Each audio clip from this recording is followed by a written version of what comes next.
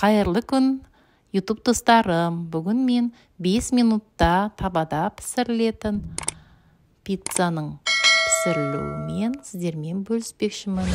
Сол үшін де менің видеомды көріп, лайк басып, арнама тіркеліп қойсаңыздар. Бұл пиццаның 5 минутта табада пісірілетін пиццаға керекті заттар: шұжық 200 грамм және де 250 грамм ірімшік керек болады.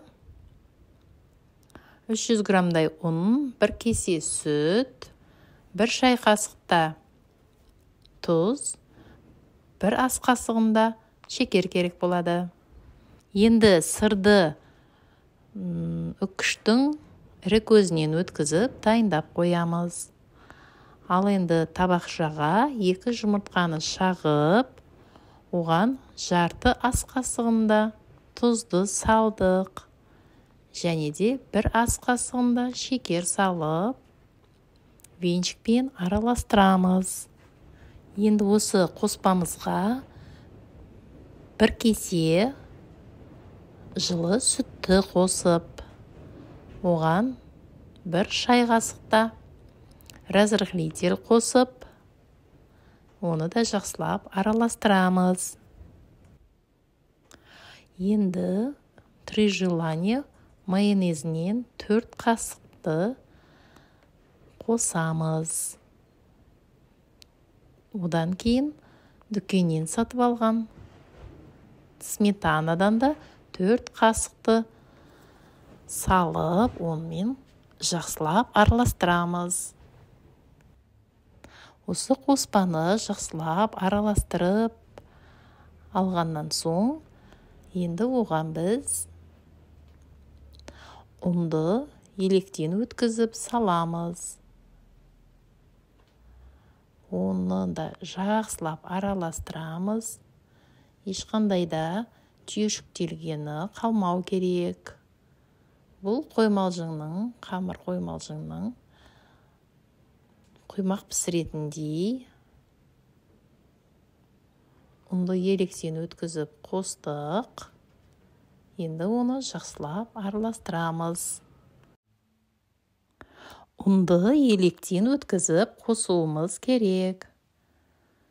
Еленген ұнды қосу барысында одан 300 грамм қосамыз. Өйткені қоюлығы аса маңызды. Енді жақсылап араластырып алғаннан соң,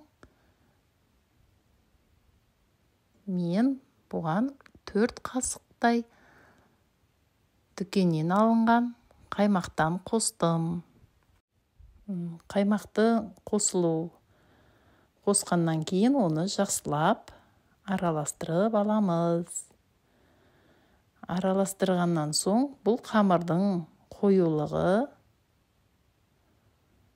пирог пісіретіндей қоюлығы сондай болу керек. Енді осы қоймалжыңды майланған тапаға салып, үстіне кесілген қызанақтарды қойып шығамыз. Қызанақтарды қойып шыққаннан соң, кетчуптан бетіне сеуіп, жағып шығамыз. Енді туралған шұжықты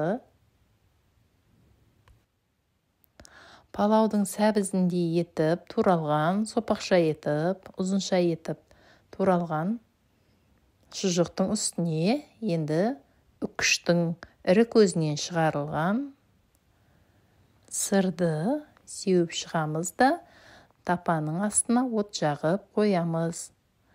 5 минутта пісіп шығады және қақпағын жауып қоюымыз керек. Міне біздің пиццамыз дайын болды. Өте дәмді ас болсын. Осындай пиццаны дайындап көріңіздер табада. Және де табада пісірілу кезінде қақпағын ашып қарап тұруымыз керек. Ал астындағы отын, газды өте баяу жай қоюымыз керек болады. Видеоны соңына көргендеріңіз үшін рахмет көп-көп. Және де осындай пиццадан пісіріп жеп көріңіздер. Дәмі өте кереметтей, аппетитті ашатын, тойымды астың бірі осы пицца. Табада пісірілуі де өте оңай ас болсын. Ал егерде осы видео ұнап жатса, достарыңызбен бөлісіп, қоңыраушаны басып қойыңыздар. Менің видеомның шығарылуын сіздерге хабарлап тұрады. Міне ас болсын, өте дәмді керемет болып шығады. Менің қазақ тілді Ақтастархан деген YouTube арнамның дамуына үлес қосыңыздар. Келесі кездескенше сау сәлеметте болыңыздар. Ал егерде менің YouTube арнама тіркелмеген болсаңыздар, тіркеліп лайк басып, қоңыраушаны басып қойыңыздар. Сау болыңыздар.